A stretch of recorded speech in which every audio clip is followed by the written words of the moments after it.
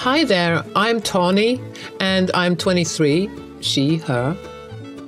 Let me tell you about my complicated relationship with my dad, Ivan. So I have some serious daddy issues. I mean, who doesn't?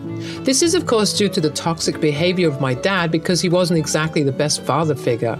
As far back as I can remember, it was like our household was constantly walking on eggshells.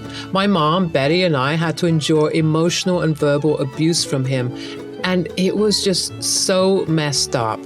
I don't know why he was so awful back then, but as I grew up, I couldn't help but resent him more and more. I mean, come on. A daughter should feel safe and loved around her dad, right? But instead, I found myself rebelling against him.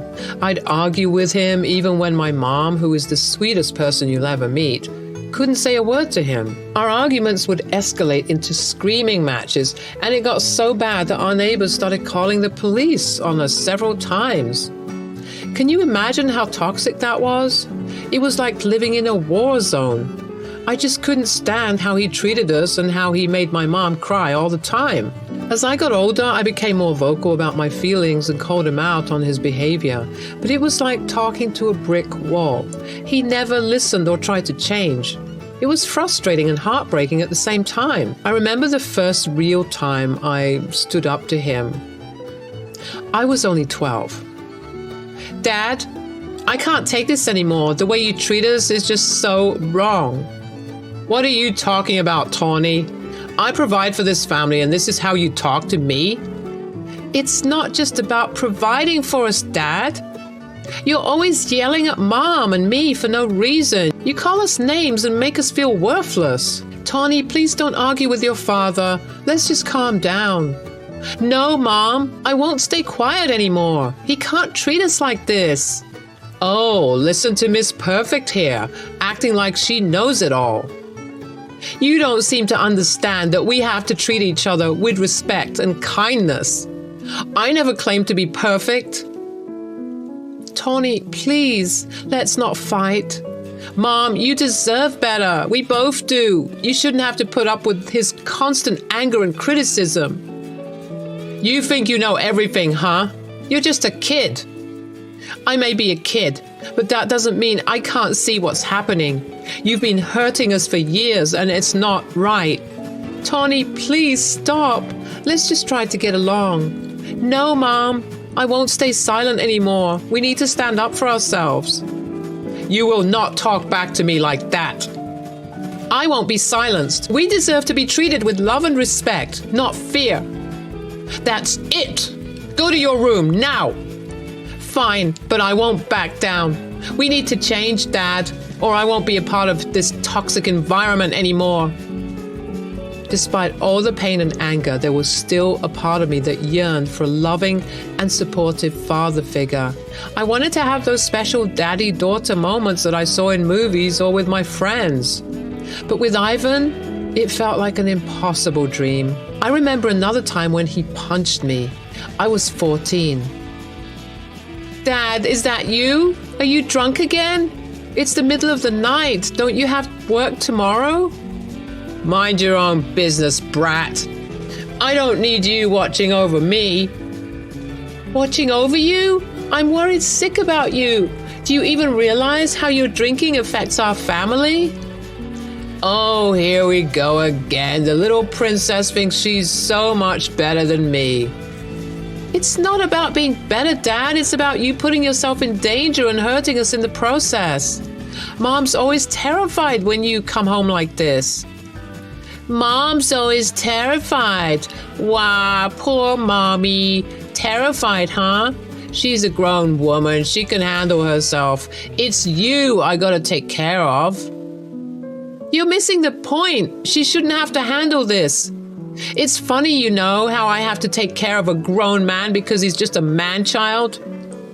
Watch your tone, young lady. You don't know anything about life. I may not know everything, but I know this isn't right. You're hurting yourself and hurting us too. You think you can lecture me, huh? You're just a spoiled brat. I'm not a spoiled brat, Dad. I'm your daughter, and I deserve to have a father who cares about us and doesn't put us through this pain. You better watch yourself or you'll regret it. I won't back down, Dad. You need help, and I won't stop until you get it. We all need a better life than this. That's when he lunged forward and punched me square in the face. I immediately felt the blood pouring out of my nose. Even though I was in pain, I stood my ground. Just go away, Tawny. You don't understand anything. No, Dad, you don't understand. You're not alone in this, but you need to face your problems instead of drowning them in alcohol. You're sick and you need help. Big yikes, am I right? Well, unfortunately, this was the norm for our family, and it sucked big time. I felt like I had to grow up quickly, which no child should do. But one day, everything changed. It was a random Sunday afternoon when I was 15 and my mom and I were playing cards on the kitchen table. Out of nowhere, there was Ivan, my father, looking all distraught, holding a duffel bag in his hand. Honestly, I didn't feel any sympathy for him at that point. I pretty much hated him by then. I didn't even call him Dad anymore. It was just Ivan. He seemed sad when he spoke, saying he had to go on a trip. I couldn't help but spit out something spiteful, telling him I didn't care where he was going. But of course, he ignored me. Mom asked when he'd be back, worried about the rent that was due soon.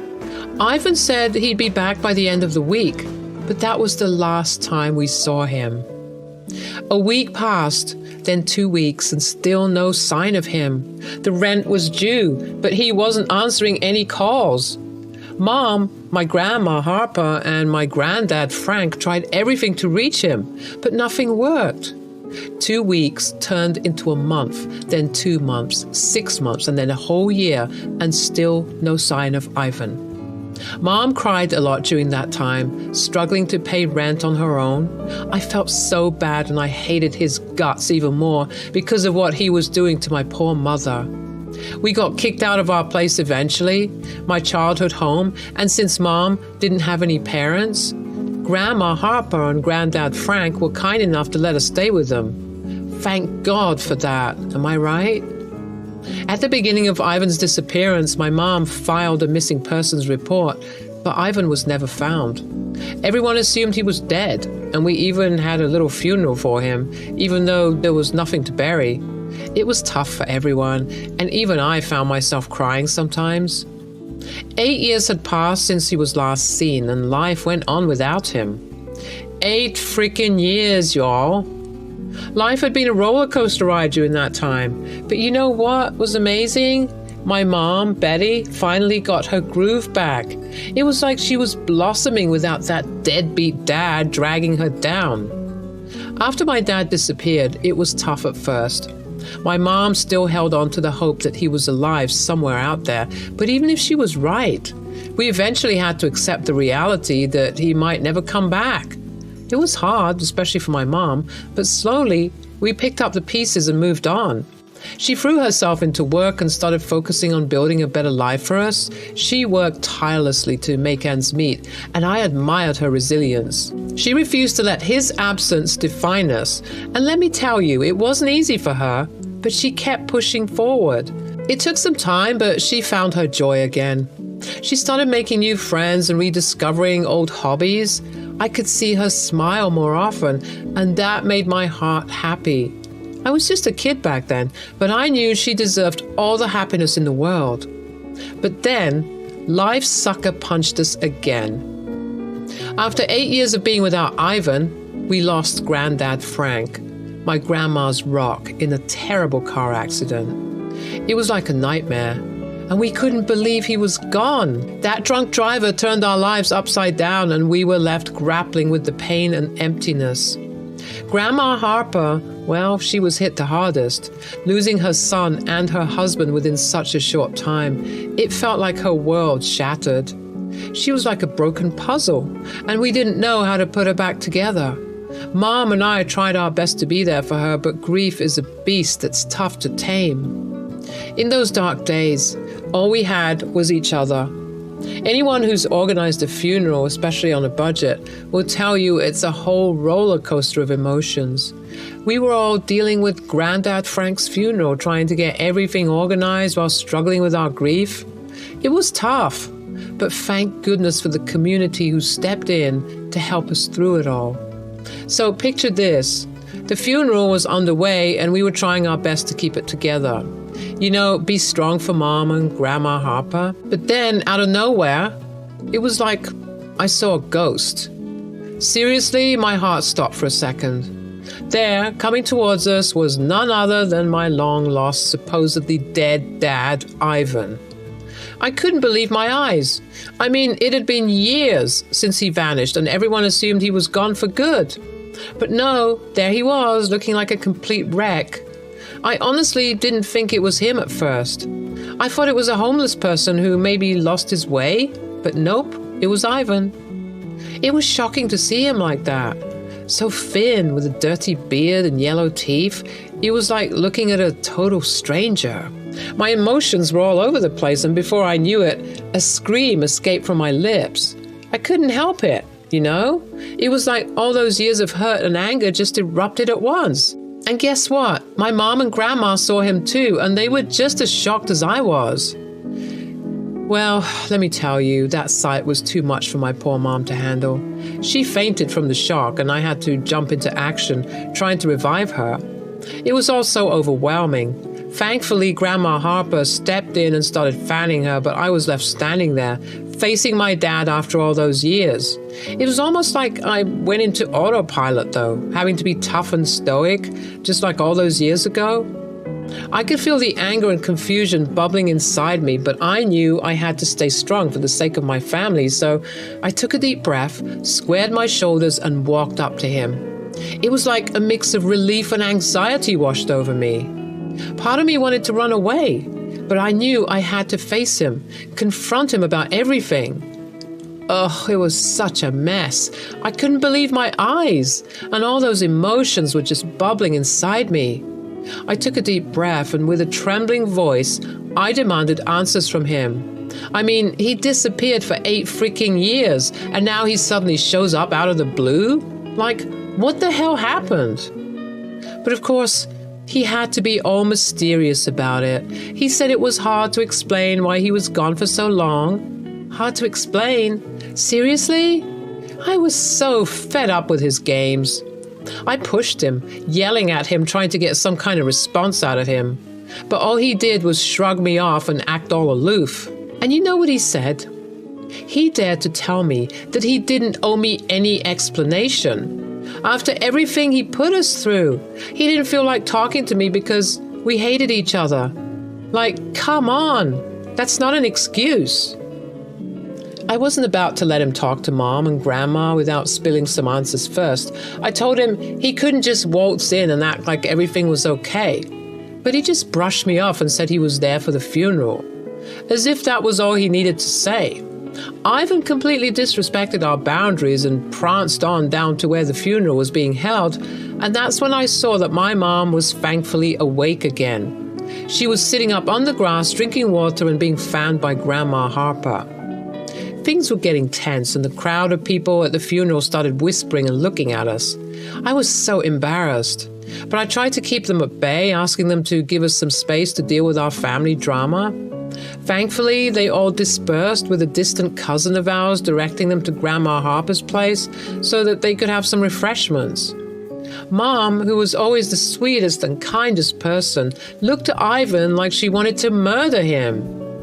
I had never seen her like that before. The tension was so thick you could cut it with a knife. Mom looked at him, her eyes full of anger and sadness all at once. She said, "It would have been better if you didn't come. Why are you here?" And you know what he said? He had the nerve to claim he heard about Granddad's passing and wanted to pay his respects. Like, seriously, after all this time, that's the best excuse he could come up with? Mom wasn't having any of it, though. She saw right through his BS and called him out on it. "You know that's not true. If you cared, you would have come home 8 years ago like you promised. Hell, You could have come home literally any time before now. What the hell is wrong with you? She didn't hold back. And honestly, I was so proud of her for standing up to him. But Ivan was a mess, stammering all over his words and fidgeting like crazy. It was like he couldn't stand still. And then I noticed something off about him. He was scratching himself like crazy and his eyes seemed all distant. It hit me that he might be on drugs or something. Without hesitation, Mom asked what we were all thinking. Are you high right now? She wasn't holding back any punches, that's for sure. Ivan tried to come up with some explanations, saying a lot had happened in the past 8 years and that he got mixed up with the wrong crowd, but he assured us he was doing better now. What a load of crap. Mom chuckled bitterly and then just broke down sobbing. I wanted to hug her and tell her everything would be okay, but I was so angry at Ivan. I couldn't help myself. I started yelling at him, telling him to go back to wherever he came from because no one wanted him there. But he was trying to ignore me like he always did. But I wasn't about to let him off the hook that easily. I kept on yelling, and it seemed like I was impossible to ignore because of how loud and angry I was. Get out of here! You have no right to be here. Let Granddad rest in peace, for God's sake. Why are you making such a big deal out of this? Because you abandoned us. You left us to struggle, to deal with everything on our own. And now you dare to show up here like you're some kind of hero? You're a joke, Ivan. I had my reasons. Reasons? What reasons could justify leaving your family behind like that? We needed you, Dad. But you were too wrapped up in your messed up world to care about us. I don't have time to deal with you, kid. Step aside. Mom, look at me. Grandma Harper had been quiet this whole time. She had a blank stare and was looking off into the distance, furrowing her brows now and then. I placed my hand on her shoulder to comfort her, and she responded by sighing and leaning in, as if she was snapped back into reality. He's here for the inheritance. Mom, please look at me. Ivan, you are the scum of the earth, you know that?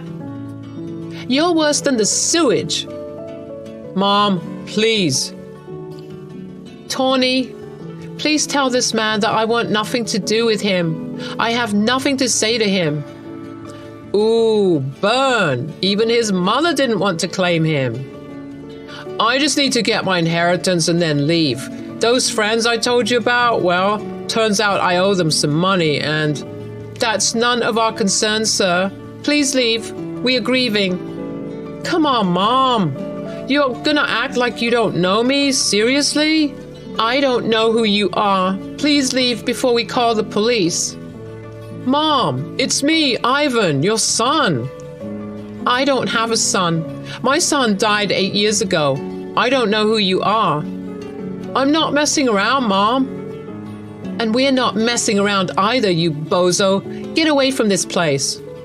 I'm not talking to you, but I'm talking to you. All my life you've ignored me, and now you're getting a taste of your own medicine. Shut up. Mom! Mom! Mom, these people don't play around, okay? Just give me the money and I'll come back, I promise. I'll explain everything, okay? I'll explain everything to all of you. Just please, give me the money. I need the money. I need the money, goddammit. I need the money. Give me the money. We all just stood there looking at him with blank expressions on our faces. Ivan's pleas were getting more desperate and louder, but it was falling on deaf ears. He even dropped to his knees in front of Grandma Harper, begging her to listen, but we didn't pay attention to his cries. I need the money, he kept repeating, as if that was supposed to justify everything he put us through. But after all those years of abandonment, his words meant nothing to me. I was done listening to his excuses. I grabbed a shovel that was nearby and I whacked him in the head with it. He was knocked out cold. Thank you for that. No problem. His cries were getting on my nerves. You want to know the funny thing? Since he got here, he hasn't even taken one look at his father's grave. I don't know what happened to him, but he looks awful. Now the outside is reflecting the inside. Do you think that these friends of his are going to kill him if he doesn't get their money? Probably. I mean, if he's doing drugs, he must be doing some other crazy crap that would get him killed. Do you think we should give him the money? Why don't we ask Granddad? Hey, Granddad, should we give Ivan the money? Say nothing if the answer is no. My mom and Grandma amused me, and we all intently listened for Granddad's answer. Of course, there was silence. Well, looks like we got our answer. What a sad and pathetic man. I'm glad Frank isn't here to see this. Let's go, you guys. We'll find a police officer who's patrolling the area and tell them of the hobo who was near the grave. And with that, we left Ivan there and proceeded with the funeral in our home. I don't know what happened to my dad after that, but I never saw him again. I'm sure he's dead, though, for real this time.